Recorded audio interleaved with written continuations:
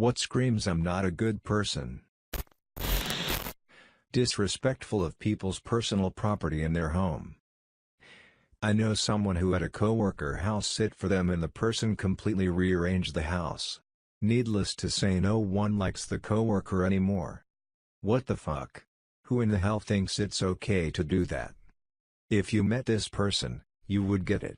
She tried to tell someone it was their duty to do something after he told her he would be busy.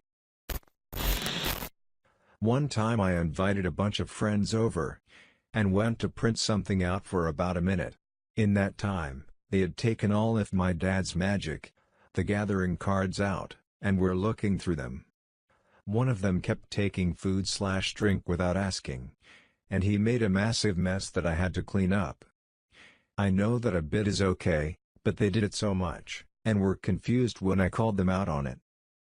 I'd kill someone if they touched my cards unwarranted. They were their dad's card. So can you imagine greasy fingers all over original duels and the like? Man, I double sleeve and this still hurt. You mess with the duels, you get stomped in the jewels. Or rules of the house in general. I get up early, I have an early bedtime. GTFO of my house, and don't argue with me. I don't care if you have insomnia. I have to be up at 4 a.m., and it's now 10:30. They're not allowed over anymore. I'm an actual insomniac and I know every trick to being completely silent even in my own home after hours. There's no excuse for waking up the hosts, unless it's an emergency. I know every trick to being completely silent even in my own home after hours. Go on. Don't make noise. True story. This most recent New Year's, my girlfriend of 6 years and I invited people over to celebrate. She invited some coworkers, one of which is a chef who went through a recent divorce and was a bit of a train wreck. I never liked the dude from day one, just a massive douchebag and had a really sleazy vibe. The type of dude that's still drinking Jaeger in his mid-30s. Anyways, he starts 2 fights at our place and then brags about it. 3 a.m. when we ask everyone to leave, he gets some people and goes to the demo room of our apartment complex and trashes it, breaking the bed and overall just making a mess in there. 3 months later my girlfriend, now ex, cheats on me with him. Not bitter. Maybe a little. She had the nerve to tell me that he was just going through a lot then and I shouldn't be so judgmental.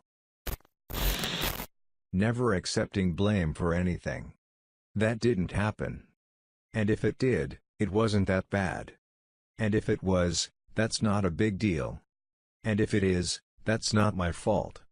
And if it was, I didn't mean it. And if I did, you deserved it. Holy shit. There it is. All the options. Like a menu for assholes. The asshole menu. It's the narcissist's prayer.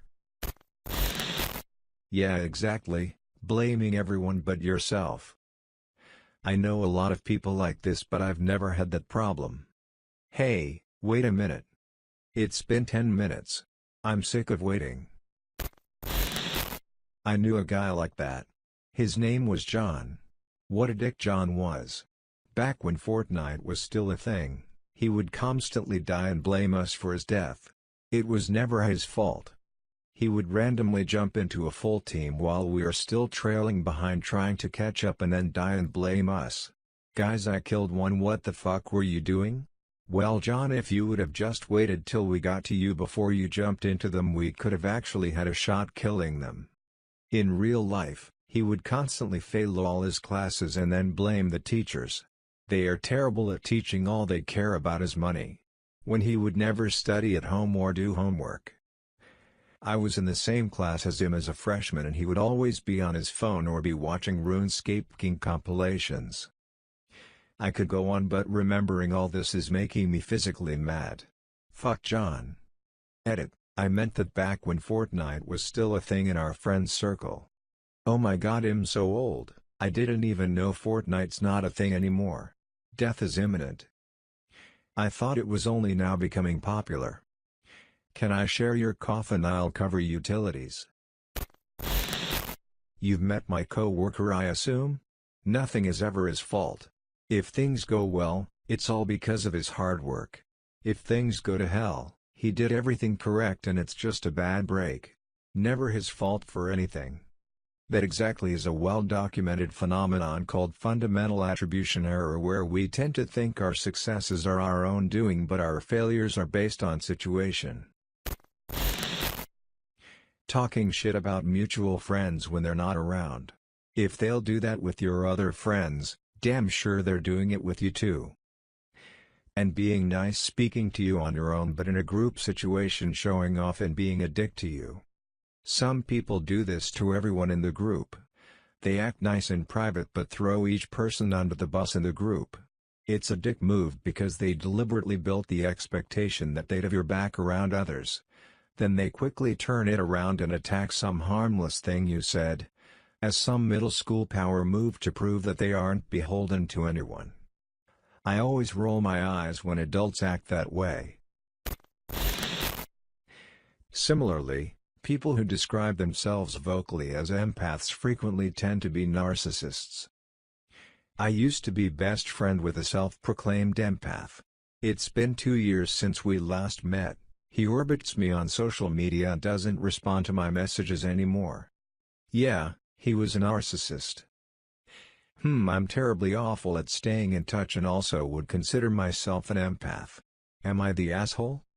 Oh no. Now they're orbiting your Reddit account. Everyone I've met who claims to have psychic powers are astonishingly bad at recognizing what other people are thinking at the moment they hear that claim. I used to work with a woman that regularly talked shit on her narcissist ex-husband/baby daddy. She always seemed a little abrasive to me, and regularly referred to herself as an empath. Looking back, she definitely had some narcissistic tendencies herself. Being a dick to everyone else, then trying to excuse that behavior by saying I'm just brutally honest. The I was only saying defense. It's funny how they never are only saying something nice. It's always a put down. No offense, but you are super ugly. Word? Full offense. You're a terrible person. The I'm just keeping it real type. And usually if you're real with them they get highly offended. And people who blame their star signs or whatever that isn't saying can't help being a jerk. I'm a Gemini. Bitches run over a family of 5 in the 2003 Honda Civic and be like, can't help being a Gemini. Laughing at / making fun of other people's interests and hobbies. Ugh, I hate this. My favorite thing in the world is watching people's faces as they explain something they love. My coach at my gym has explained this one thing to me like 8 times, but I never stopped him because I can see how much he loves coaching. When something makes someone happy, when it makes their whole face light up, it's wonderful, and anyone that tries to extinguish that is a garbage person. I do this too. Even if someone has told me something 100 times, I often just let them tell me again for the pure joy on their face when they do. It's an underrated skill being able to listen to the same thing more than once. Everybody repeats stories occasionally, and it's usually one of their favorites. You can learn a lot about a person from the stories they tell you over and over again. It seems to me that those who are critical of others' hobbies generally think TV is their own hobby. Or are dissatisfied with their own lives / lack of interests. This sounds like the reason for me. The day I realized, I started working to stop, but those are the worst ingrained habits. Progress is being made. Taking any kind of criticism or conflicting opinion as a personal attack. No, battering everyone else's opinions into the ground and eventually personally attacking others and questioning their intelligence for disagreeing with you isn't healthy discourse. Or when facts prove you wrong and your rebuttal is I'm not going to concede my point of view. Literally impossible to socialize, and be friends, with someone who's too stubborn to admit they're wrong sometimes. A lot of the time it just screams they're insecure. I know this sounds manipulative and rude, but, manipulative statement, Shit like that. Just I know this sounds or I am not being underscore but statements in general. I'm not racist but, terrible racist statement. I'm not racist but the mitochondria is the powerhouse of the cell. People will always blame everyone else for leaving them. Like all my exes were crazy is probably not true. You probably did something to drive them off the edge. Not being introspective enough to realize you're the root of your problems is probably one. In many cases, it isn't that the all my exes were crazy types drove their exes over the edge. It's that the exes were completely normal, and the assholes just interpret that normal behavior as crazy. And then there's the 1 in a million person that really did end up hooking up with a chain of crazy stalkers. There are also those that gravitate to a certain type of toxic relationship.